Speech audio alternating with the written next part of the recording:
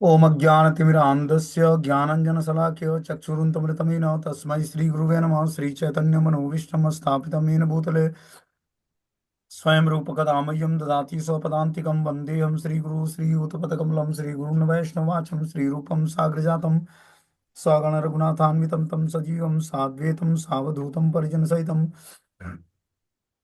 कृष्ण चैतन्य देवम श्री राधा कृष्ण पादान सगण ललिता श्री विशाखान्विताश्च नारायणं नमस्कृत्यं नरं चैव नरोत्तमं देवीं सरस्वतीं व्यासं ततो जयमुदीरयेत्। सुनतां स्वकथा कृष्ण पुण्य श्रवण कीर्तनं हृदयन्तस्तु भद्राणि विद्नोति सुरसतां नष्टप्रायेषु भद्रेषु नित्यं भागवत सेवया भगवती उत्तम श्लोके भक्तिर्भवति नैष्टिकी तदा रजस्तम उभाव काम लोभादय चेत चेत एतेन निरावृत्तिं स्थित सत्त्वे प्रसिद्धति। एवं प्रसन्नमनसो भगवद्भक्ति योगतः भगवत तत्व विज्ञान मुक्त संगस्य जायते विद्यन्ते हृदय ग्रंथि छिद्यन्ते सर्वसंशयं क्षीयन्ते चास्य कर्माणि दृष्ट्वा एवात्मनेश्वरे मुखं करोति वाचालं पंगुं लंघयते गिरिं यत्कृपातमहं वन्दे परमानन्दमाधवं प्रह्लाद नारद पराशर पुण्डरीकं व्यासम् अम्बरीश सुखसोनक विष्णुदालभ्यां रुक्मांग अर्जुन वसिष्ठं विभीषणादीनं पुण्यानि नामानि परं भागवत स्मरामि। हे कृष्ण करुणा सिंधु दीनबंधु जगतपते गोपेश गोपिका कांत राधा कांत नमस्तुते तप्त कांचन गौरांगे श्री राधे वृंदावनेश्वरी वृषभानुसुते देवी प्रणमामि हरिप्रिये वाञ्छाकल्पतरुभ्यश्च कृपा सिन्धुभ्यो च पतितानां पावनेभ्यो वैष्णवेभ्यो नमो नमः। जय श्री कृष्ण चैतन्य प्रभु नित्यानंद श्री अद्वैत गदाधर श्रीवासादि श्री गौर भक्तवृंद हरे कृष्णा कृष्ण कृष्णा हरे हरे हरे राम राम राम हरे हरे। इसमें आज हम लोग को श्रीमद् भागवतम का स्कंद संख्या 3 अध्याय संख्या 29 और श्लोक संख्या 26 नंबर पढ़ना है। बोलते हैं आत्मानस्य परस्यापि य करोत्य रोददम तस्य भिन्ना दृशो मृत्यु विद्यते भय मूलबड़म। जो भी अपने में तथा अन्य जीवों के बीच भिन्न दृष्टिकोण के कारण तनिक भी भेदभाव करता है उसके लिए मैं मृत्यु की प्रज्वलित अग्नि के समान महान भय उत्पन्न करता हूँ। क्या बोलते हैं भगवान यहाँ पर कि जो अपने में और अन्य जीवों के बीच में भिन्न दृष्टिकोण करता है मतलब अपने को अलग मानता है और जीवात्माओं को अलग मानता है, दोनों में समान व्यवहार नहीं करता मतलब समानता नहीं रखता। बोलते हैं ऐसा तनिक भी भेदभाव करता है तो उसकी मृत्यु की प्रज्वलित अग्नि के समान मैं महान भय उत्पन्न करता हूँ उसके हृदय में। देखो ये भक्तों की स्थिति बता रहे हैं, जो भक्ति कर रहा है उसको अपने और दूसरे जीवों में अंतर नहीं करना है। जैसे मान लो कि जो चीजें अपने लिए अनुकूल है वो दूसरे के लिए भी अनुकूल है, जो दूसरे के लिए जो अपने लिए प्रतिकूल है वो दूसरे के लिए भी प्रतिकूल है। इस भाव से हमें समान दृष्टिकोण रखनी पड़ेगी, तनिक भी भेदभाव नहीं करना पड़ेगा अपने में और दूसरे जीवात्माओं में। जैसे हम देखते हैं कि क्या होता है पारिवारिक जीवन में रहने वाले लोग क्या करते हैं अपने बच्चों में और दूसरे के बच्चों में भेदभाव करते हैं। ये हमारा बच्चा है और ये दूसरे का है, व्यवहार में अंतर होता है। लेकिन भगवान यहाँ पर क्या बता रहे हैं कि जो अपने में तथा अन्य जीवों के बीच में भिन्न दृष्टिकोण के कारण तनिक भी भेदभाव करता है, पहले तो भिन्न दृष्टिकोण नहीं रखनी है और भेदभाव नहीं करना आपस में। और जो ऐसा करेंगे तो मृत्यु की प्रज्वलित अग्नि के समान महान भय उत्पन्न होगा हृदय में। जन्म मृत्यु नहीं, आहार निद्रा भय और मैथुन। देखो भय किस कारण से उत्पन्न होता है, जब हम भेदभाव करते हैं जीवों में उसके कारण भय उत्पन्न होता है। कुछ वस्तु को हम अपना मानते हैं कुछ को पराया मानते हैं, जबकि हर वस्तु को भगवान का मानना है। ठीक है ना। जब तक हमारे अंदर ये दृष्टिकोण नहीं आती कि हर जीवात्मा भगवान से जुड़ा है, मैं भी हूँ भगवान का अंश हूँ और सारी जीवात्मा भगवान के अंश हैं और इसलिए किसी में भेदभाव नहीं करना है, तब तक हृदय में भय बना रहेगा भौतिक संसार में। बोलते हैं समस्त प्रकार के जीवों के बीच में अनेक शारीरिक भिन्नताएं होती हैं किंतु भक्त को इस आधार पर एक जीव तथा दूसरे जीव में भेदभाव नहीं करना चाहिए। सब में कुछ जीवों के बीच में शारीरिक भिन्नता होती है, शरीर को लेकर बहुत सारी भिन्नताएं होती है मनुष्य में भी जंतु जानवरों में भी। किंतु भक्त को इस आधार पर एक जीव से दूसरे जीव में भेदभाव नहीं करना चाहिए, शरीर के आधार पर भेदभाव नहीं करना चाहिए। ठीक है ना। आत्मा के स्तर पर तो कोई भेदभाव नहीं है, चाहे वो कुत्ता बिल्ली बंदर जो भी हो या मनुष्य हो, सबके अंदर एक ही आत्मा निवास करती है जिसका आकार है बाल के अग्रभाग के 10,000वें हिस्से के बराबर। तो उस लेवल पर तो अंतर होगा ही नहीं। लेकिन और जो जीवात्माओं के स्तर पर भी शारीरिक स्तर पर भी हमें भेदभाव नहीं करना है। इसका शरीर काला है इसका गोरा है, ये विदेशी है ये इंडियन है, या ये हिंदू है ब्राह्मण है ये शूद्र है, ये वैश्य है, इस तरह से कैटेगराइज नहीं करना है। जब तक हमारे अंदर ये अलग अलग भाव बना रहेगा, भेदभाव करने की प्रवृत्ति, तब तक जो है भक्ति का दृष्टिकोण यह नहीं होना चाहिए। बोलते हैं भक्त का दृष्टिकोण तो यह होना चाहिए कि समस्त प्रकार के जीवों में आत्मा और परमात्मा दोनों को ही समान रूप से उपस्थित देखे। भक्त को भक्ति करके ऐसी दृष्टि प्राप्त करनी है कि सब जीवात्माओं में आत्मा और परमात्मा का समान रूप से दर्शन हो सके, कि कैसे भगवान समान रूप से आत्मा और परमात्मा में एक साथ विराजमान होते हैं, स्थित होते हैं। बोलते हैं अथमा सर्वभूतेषु भूतात्मा कृतात्लयम् अह एदान मानाभ्यम मैत्राभिभिन्ने चक्षुषा। अतः दान तथा सत्कार के साथ ही साथ मैत्रीपूर्ण आचरण से तथा सबों पर एक सी दृष्टि रखते हुए मनुष्य को मेरी पूजा करनी चाहिए, क्योंकि मैं सभी प्राणियों में उनके आत्मा के रूप में निवास करता हूँ। क्या बोलते हैं भगवान, कि दान और सत्कार के साथ मैत्रीपूर्ण आचरण से तथा सबों को एक दृष्टि से रखते हुए मनुष्य को मेरी पूजा करनी चाहिए। भगवान की पूजा करनी है तो पहले क्या करना पड़ेगा, दान और सत्कार, कुछ चीजें हमें दान करनी पड़ेंगी। जैसे मान लो कि हम भोग लगाते हैं, तो सारा भोग खुद ना स्वीकार करके कुछ उसमें से निकालकर वितरित करना चाहिए। सत्कार के साथ मैत्रीपूर्ण आचरण, दूसरे को प्रॉपर रिस्पेक्ट देना है उसके पोजीशन को देखते हुए, और उससे मैत्रीपूर्ण आचरण मतलब प्रेम भरा संबंध होना चाहिए। मैत्री मतलब मित्रता पूर्वक आचरण करना चाहिए दूसरे के साथ, तथा सबों पर एक सी दृष्टि रखना रखना चाहिए। तब जाकर मनुष्य को मेरी पूजा करनी चाहिए, क्योंकि मैं सभी प्राणियों में उनके आत्मा रूप में निवास करता हूँ। हर जीवात्मा के अंदर भगवान का अंश है, आत्मा के रूप में। तो हर जीवात्मा को हमें समान दृष्टि से देखना है, मैत्रीपूर्ण आचरण करना है, उनको प्रॉपर रिस्पेक्ट देना है। ठीक है ना? तब जाकर हम भगवान को प्रसन्न कर पाएंगे पूजा कर। लोगों की यह भ्रांति धारणा नहीं होनी चाहिए कि चूंकि परमात्मा हर प्राणी के हृदय में वास करते हैं, इसलिए व्यष्टि आत्मा उसके तुल्य है, कि आत्मा और परमात्मा में कोई अंतर नहीं है। ऐसा नहीं हमें सोचना चाहिए। आत्मा अलग है, परमात्मा अलग है भगवान का ही अंश आत्मा। लेकिन आत्मा एक जीवात्मा के शरीर में एक बार ही उपस्थित होता है, लेकिन परमात्मा अपना विस्तार करके एक ही परमात्मा हर जीवात्मा के शरीर में रहते हैं। लोगों की यह भ्रांति धारणा नहीं होनी चाहिए कि चूंकि परमात्मा हर प्राणी के हृदय में वास करते हैं, इसलिए व्यष्टि आत्मा उसके तुल्य है। आत्मा और परमात्मा में डिफरेंस है। आत्मा भगवान का अंश होने के बाद भी वो एक साथ समस्त शरीरों में उपस्थित नहीं हो सकता है, लेकिन परमात्मा ऐसा नहीं है। परमात्मा स्वयं भगवान है और समस्त शरीरों में एक साथ उपस्थित होते हैं। परमात्मा तथा आत्मा की समानता निर्विशेषवादियों के मन की उपज है। वो निर्विशेषवादी जो होते हैं, वो परमात्मा और आत्मा में अंतर नहीं देखते हैं, वो एक ही मानते हैं। यहाँ स्पष्ट उल्लेख है कि आत्मा को भगवान के संबंध में मान्यता देनी चाहिए। आत्मा की पूजा विधि यहाँ पर इस प्रकार बताई गई है, या तो दान देकर या पृथकतावादी दृष्टिकोण से मुक्त होकर मैत्री भाव से आचरण किया जाए। बोलते हैं कि जो है आत्मा की पूजा विधि यहाँ पर इस प्रकार बताई गई कि या तो दान देकर या पृथकतावादी दृष्टिकोण से मुक्त होकर मैत्री भाव से आचरण किया जाए, तब जाकर हर जीवात्मा की पूजा हो जाएगी। क्या करना पड़ेगा, मैत्री भाव स्थापित करना पड़ेगा सबसे, मित्रता का भाव। चाहे वो कनिष्ठ लेवल का व्यक्ति हो या उत्तम अधिकारी हो, उत्तम अधिकारी को मतलब हम प्रॉपर रिस्पेक्ट दें, लेकिन मित्रता का भाव रखें उनसे। मित्रवत भाव में क्या होता है कि अपराध नहीं होता है, और सब जीवों से मैत्री भाव रखना है। पृथकतावादी दृष्टिकोण से मुक्त होना है, मतलब किसी में हम कैटेगराइज ना करें कि ये इंडियन है, ये विदेशी है, गोरा है, काला है, ये हमारे उत्तर प्रदेश का है, ये मध्य प्रदेश का है, ये बिहार का है। इस तरह से वो अपने भक्तों के बीच में बहुत सारी कैटेगरी है। वो स्टेट देखकर आपस में मित्रता करते हैं, ड्रेसिंग देखकर, धन देख करके। हम मैं चार फोर व्हीलर से आता हूँ, अगला व्यक्ति जो फोर व्हीलर है तो हमारा मित्र है। मित्रता का ये कैटेगराइजेशन नहीं है। मित्रता का भाव भक्तों के साथ होना चाहिए, हर जीवात्मा के साथ मित्रता का भाव होना चाहिए। जब तक इन सब शारीरिक लेवल से हम ऊपर उठकर और भगवान की भक्ति को जानेंगे नहीं, तब तक वास्तव में भगवान की भक्ति प्राप्त होने वाली नहीं है। ये सब शारीरिक लेवल पर जो हम कैटेगरी अलग अलग बना ली है, ठीक है ना, कि ये वहां का है तो अवश्य ही चीटर होगा। अब मान लो कि कोई एक व्यक्ति बिहार का आया, चीटिंग कर दिया। अब जितने भी बिहार के लोग होंगे सब चीटिंग करेंगे, उनकी उसकी मान्यता बन जाती है।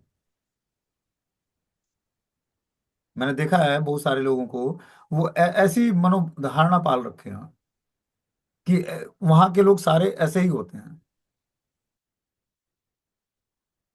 उसके अलावा दूसरे स्टेट के भी लोग तो चीटिंग करते हैं।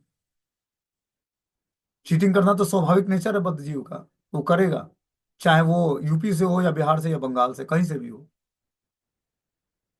तो चीटिंग करने की जो उसकी, उसके अंदर जो नेचर है वो स्टेट वाइज नहीं होता है कि इस स्टेट का है तो ये चीटिंग करेगा। ये बद्ध जीव के लक्षण है। जब तक जीवात्मा मुक्त जीवात्मा नहीं बनेगा भगवान की भक्ति करके, तब तक वो ये सारी एक्टिविटी करेगा। वो धोखा देगा, चीट करेगा, लोगों को ठगने की प्रवृत्ति होगी उसके अंदर, मोहग्रस्त होगा, और अपूर्ण इंद्रियां होंगी उसकी। इसी कारण तो वो बद्ध जीवात्मा है। वो किसी भी स्टेट का हो, उससे क्या फर्क पड़ता है।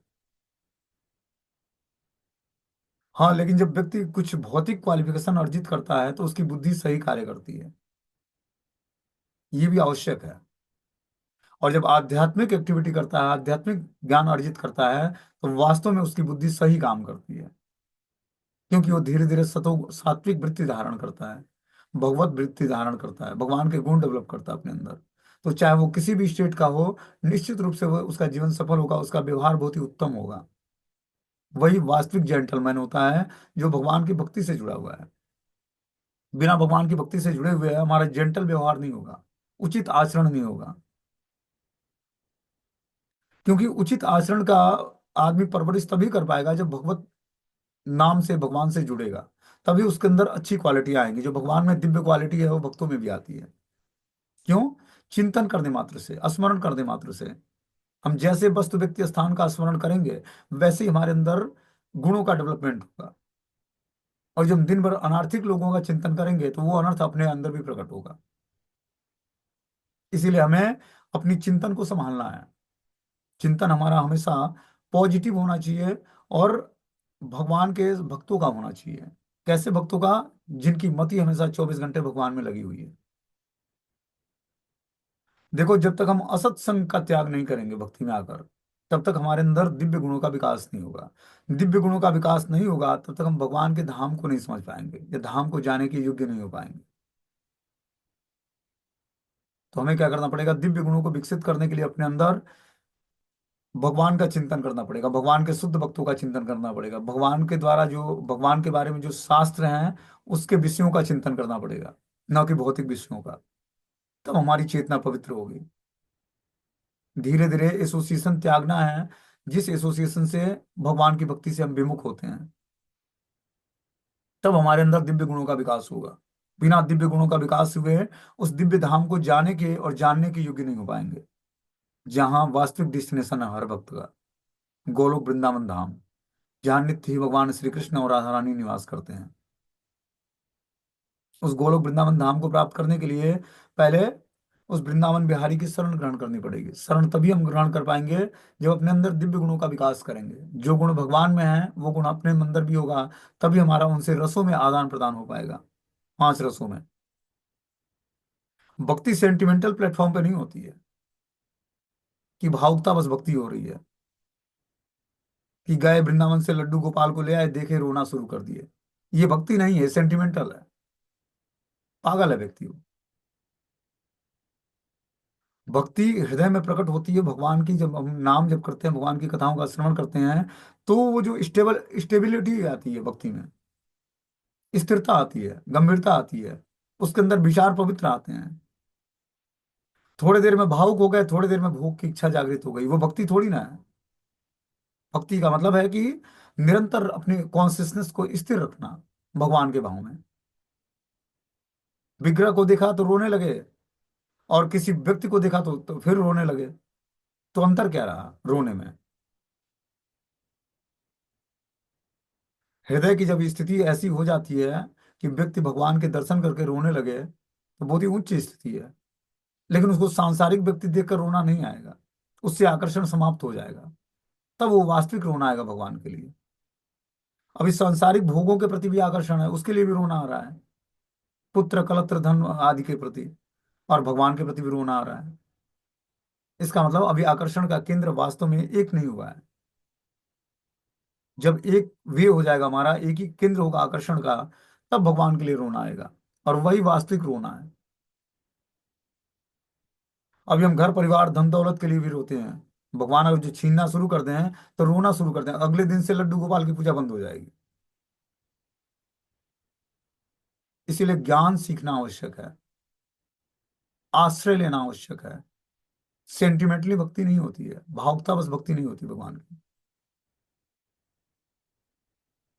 समझ रहे बात को? जब तक हम भावुकता भरी भक्ति करेंगे तब तक कुछ नहीं होगा। बैठे बैठे वृंदावन को पुकार रहे हैं, तो वृंदावन का हृदय परिवर्तन जब होगा तब जाकर हम वृंदावन में निवास कर सकेंगे। उस तरह से हृदय का परिवर्तन करना पड़ेगा वृंदावन के लिए। वो तभी होगा जब भगवान की रागानुगा भक्ति को व्यक्ति प्राप्त कर लेगा। वही यूं ही कोई ऑर्डिनरी व्यक्ति धाम में नहीं निवास कर सकता है। वो रहकर बस धाम अपराध करेगा। उसको रहने के लिए यहाँ पर रागानुगा भक्ति, हृदय में राग भक्ति उत्पन्न करनी पड़ेगी। तब इस दिव्य धाम में रह पाएगा और समझ पाएगा इसको कि यहाँ पर जीवन का उद्देश्य क्या है।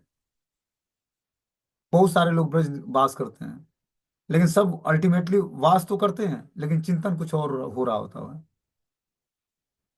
इसीलिए अपने चिंतन को जहां हम हैं वहीं एकाग्र कर लें पहले। जीवन का उद्देश्य पता लग जाए कि जीवन का उद्देश्य तो भगवान की भक्ति है। इसीलिए मनुष्य जीवन मिला है। समझ बात को? तब हमारा हृदय वृंदावन, जब तक हृदय वृंदावन नहीं बनेगा तब तक हम वृंदावन में रहकर भी वृंदावन में रहेंगे नहीं। उसके लिए क्या करना पड़ेगा? जहां हम निवास करते हैं वहीं रहकर अच्छे तरीके से प्रैक्टिस करें। भगवान से जब रिसिप्रोकेशन शुरू हो जाए, आदान प्रदान शुरू हो जाए पांच रसों में, तो स्वाभाविक रूप से आपको पता लग जाएगा कि अब भगवान से किस रसों में भगवान से आदान प्रदान होता है। उस स्थिति में भगवान राधा कृष्ण हृदय में निवास करते हैं। और तब जीवात्मा का आदान प्रदान होता है भगवान से, लविंग एक्सचेंज, प्रेममयी आदान प्रदान।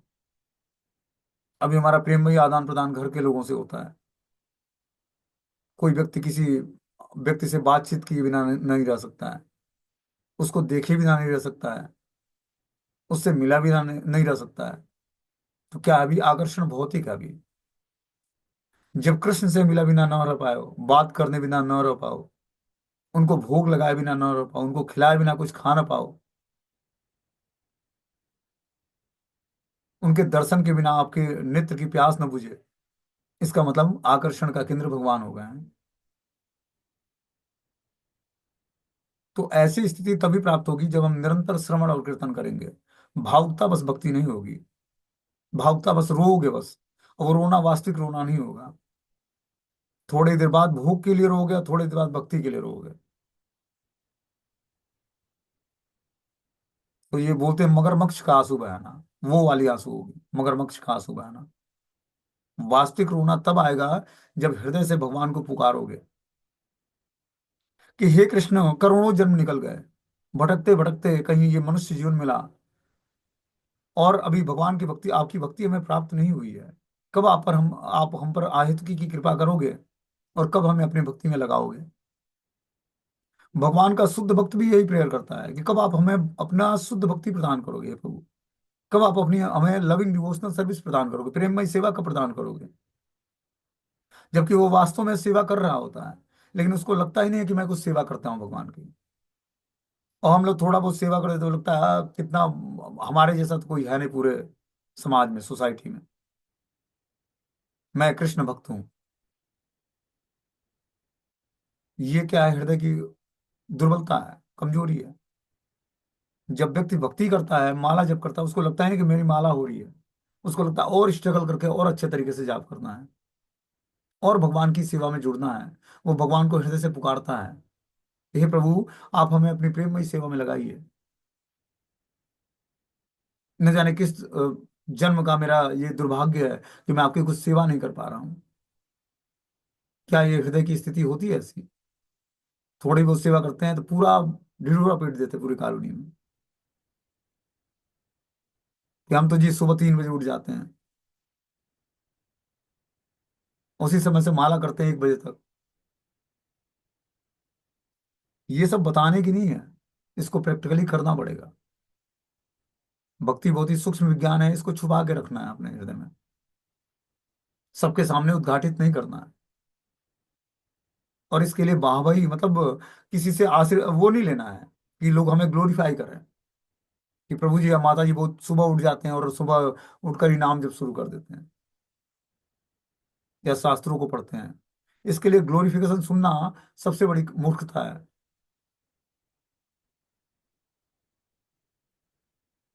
इसलिए हमें अपने को ग्लोरीफाई नहीं कराना किसी से, ना तो खुद अपना ग्लोरिफिकेशन करना है, ना किसी से अपना ग्लोरिफिकेशन सुनना है। वो आपकी कमजोरी बन जाएगी। इसलिए भक्ति के पास पर बिना किसी से कुछ बोले हुए हृदय की स्थिति स्थिति भगवान से व्यक्त करनी है कि हमारे जीवन में है प्रभु अनेक बाधाएं हैं, उन बाधाओं को दूर करो और क्या करो, हे करुणा निधान हम पर कृपा करें। तभी मैं भगवान की भक्ति से जुड़ पाऊंगा, अच्छे तरीके से भक्ति कर पाऊंगा। इस तरह से बार बार हमें भगवान से प्रेयर करने पड़ेंगे, तब कृष्ण कृपा होगी। ऐसे ही यूं ही भगवान की कृपा नहीं होती है। जब तक हम तुच्छता भगवान के सामने व्यक्त नहीं करेंगे, हृदय की स्थिति को बताएंगे नहीं, तब तक भगवान कृष्ण की कृपा नहीं हो। जब तक बच्चा रोता नहीं है तब तक माता दूध नहीं पिलाती है। अपनी परिस्थिति को भगवान के सामने रखना पड़ेगा। हे प्रभु, इतने सारी आसक्तियों के बीच में रहते हुए मैं कैसे आपसे आसक्त हो पाऊंगा।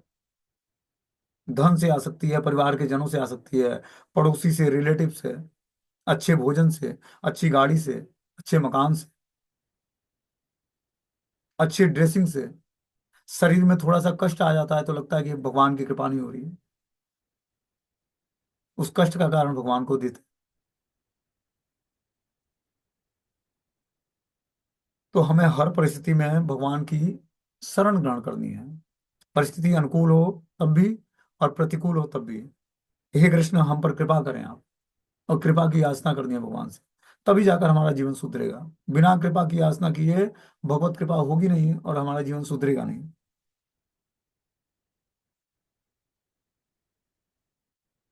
बोलते हैं कि यहाँ पर संस्कृत के दो शब्द आए हैं, मान तथा दान।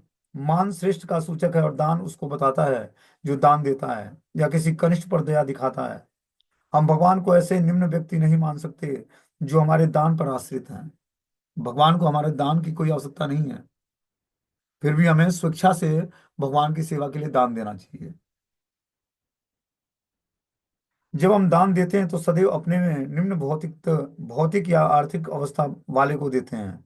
दान कभी धनी व्यक्ति को नहीं दिया जाता है। इसी प्रकार प्रत्यक्षता बताया गया है कि मान या आदर श्रेष्ठ को दिया जाता है, जबकि दान अपने से निम्न को दिया जाता है।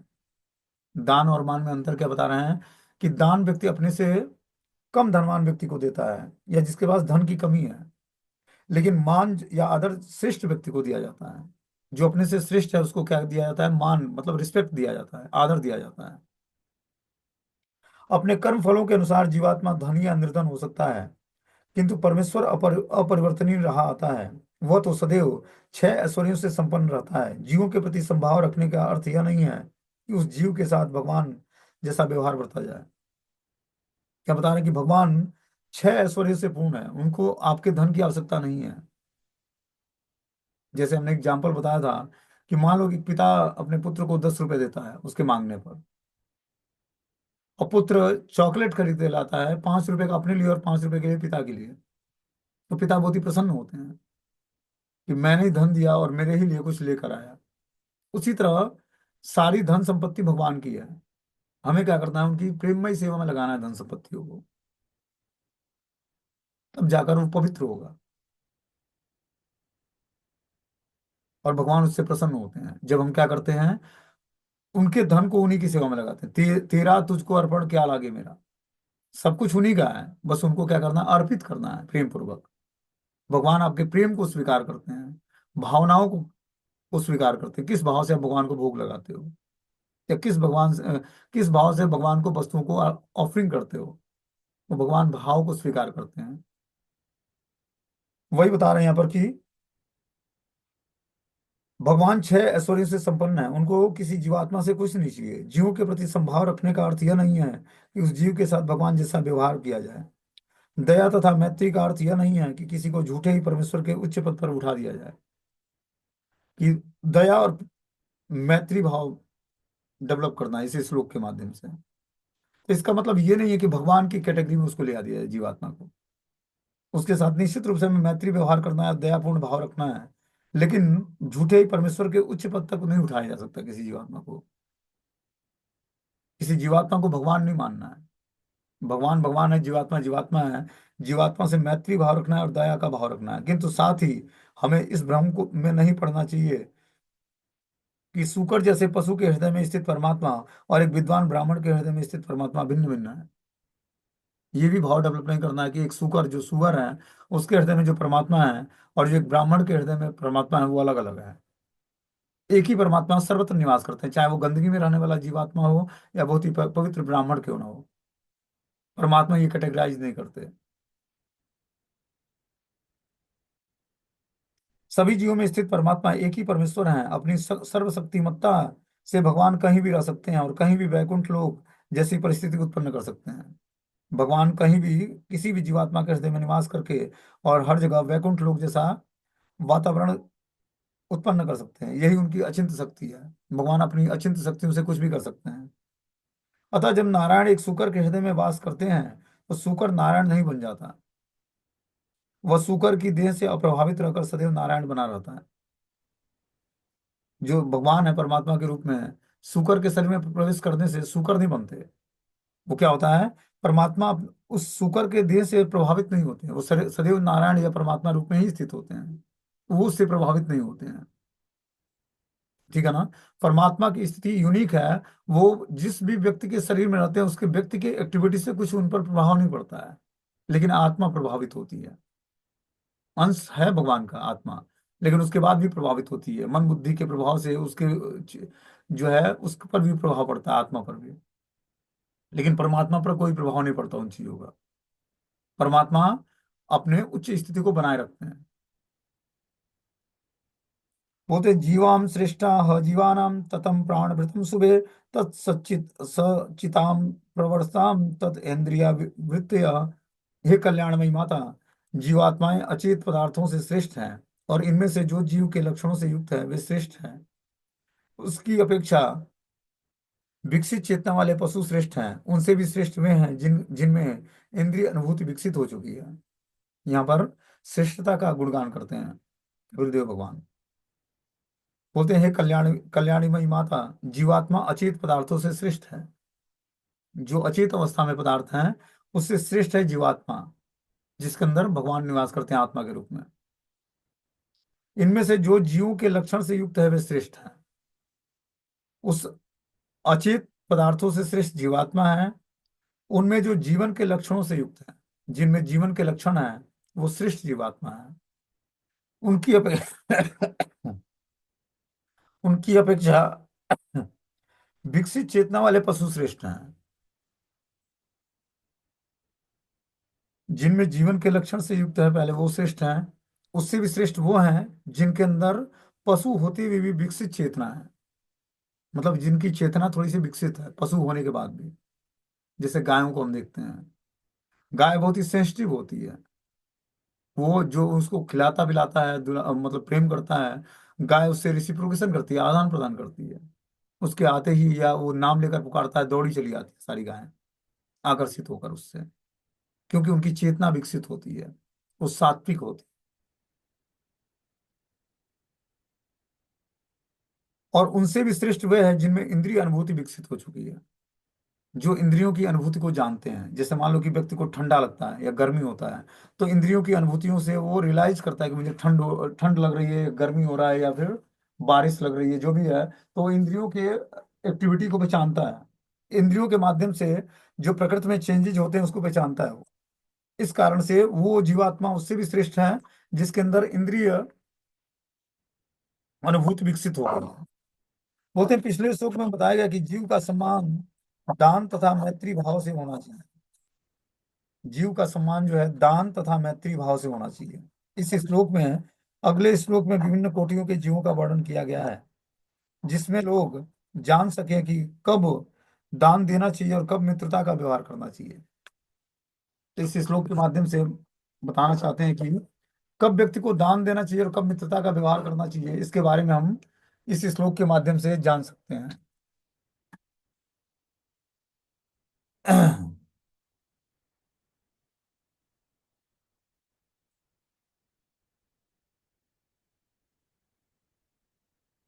उदाहरण, शेर एक जीव है, भगवान का अंश है, और परमेश्वर उसके हृदय में परमात्मा रूप में निवास करते हैं। किंतु क्या इसका अर्थ यह होता है कि हम शेर से मित्रता का व्यवहार करें? कदापि नहीं। हमें उसके साथ भिन्न प्रकार के व्यवहार करने होते हैं। हमें प्रसाद के रूप में दान देना होता होगा। जंगल में रहने वाले अनेक संत जन शेरों के साथ मैत्री भाव नहीं बरतते, किंतु वे उन्हें प्रसाद देते हैं। तो शेरों के साथ हम मैत्री व्यवहार नहीं कर सकते हैं, लेकिन उनको हम प्रसाद खिला सकते हैं। जो भी वो प्रसाद खाना चाहें तो वो प्रसाद खिला सकते हैं उनको, लेकिन उनके साथ मैत्री भाव विकसित नहीं कर सकते हैं। तो इस तरह से किसके साथ मैत्री भाव विकसित करनी है और किसको दान देना है, ये हमें आना चाहिए।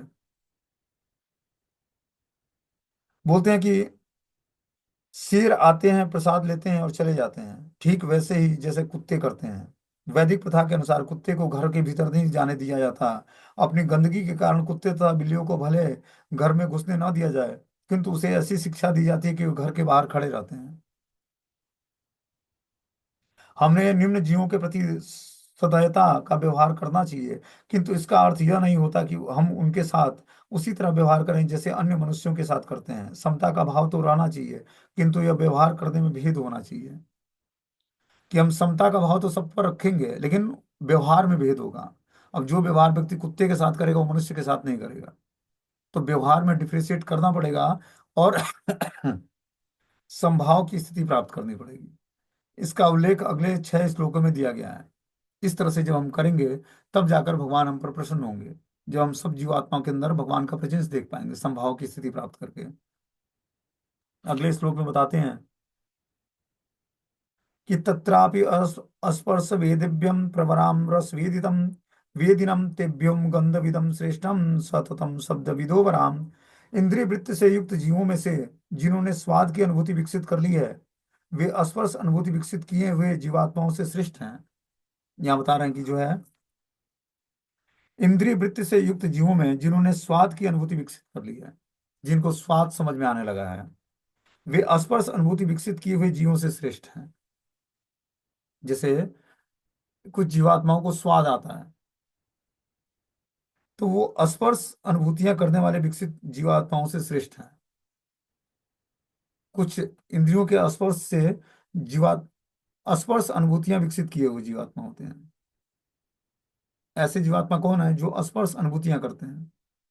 जैसे गाय है, गाय को आप सहलाओगे तो वो स्पर्श इंद्रियों की अनुभूति करती है। कोई मुझे सहला रहा है तो वो पूंछ उठाती है या फिर प्रसन्न होती है, चाहे जो भी होता है। लेकिन उससे भी श्रेष्ठ बता रहे हैं जो इंद्रिय वृत्ति से युक्त जीवों जिन्होंने स्वाद की अनुभूति विकसित कर ली है, जिनको टेस्ट आने लगा है, जो स्वाद रियलाइज करते हैं। मतलब मनुष्य जो है स्वाद का रियलाइजेशन करता है, तो वो उस जीवात्माओं से श्रेष्ठ है जो स्पर्श अनुभूतियां विकसित किए हुए हैं। इनमें इनमें भी श्रेष्ठ वे हैं जिन्होंने गंध की अनुभूति विकसित कर ली है, और उनसे भी श्रेष्ठ वे हैं जो श्रवण इंद्रियां विकसित कर लिया है। देखो कैटेगरी बता रहे हैं कि कौन किससे श्रेष्ठ है। पहला बता रहे हैं कि जो जीव स्वाद की अनुभूति विकसित कर लिया है, वो स्पर्श अनुभूति विकसित किए हुए जीवों से श्रेष्ठ है। जो स्वाद की अनुभूति करने से भी जो गंध की अनुभूति करने वाला व्यक्ति है वो उससे श्रेष्ठ है। और जो गंध की अनुभूति करने वाले व्यक्ति से भी वो व्यक्ति श्रेष्ठ है जो श्रवण इंद्रियों को विकसित कर लिया है, जो सुन के जान जाता है सब कुछ। ऐसा व्यक्ति सर्वश्रेष्ठ बता रहे हैं भगवान। बोलते हैं यद्यपि पाश्चात्य विद्वान मानते हैं कि विकासवाद की स्थापना सर्वप्रथम डार्विन द्वारा हुई थी। विकास प्रक्रिया आज से 5,000 वर्ष पूर्व लिखे हुए भागवतम के पहले से ज्ञात है। कपिल मुनि के वचन प्रमाण है जो सृष्टि के प्रारंभ में विद्यमान है। यह ज्ञान वैदिक काल से चला आ रहा है, और सारा विकास क्रम वैदिक साहित्य में प्राप्त है। क्रमिक विकास का सिद्धांत या नितत्व विज्ञान विदों के द्वारा नहीं। यहाँ यह कहा गया कि वृक्षों में भी विकास प्रक्रिया होती है। विभिन्न प्रकार के वृक्षों में स्पर्श का अनुभव पाया जाता है। यह कहा गया कि वृक्षों की अपेक्षा मछलियां श्रेष्ठ हैं क्योंकि उनमें स्वादेंद्रियां विकसित होती हैं।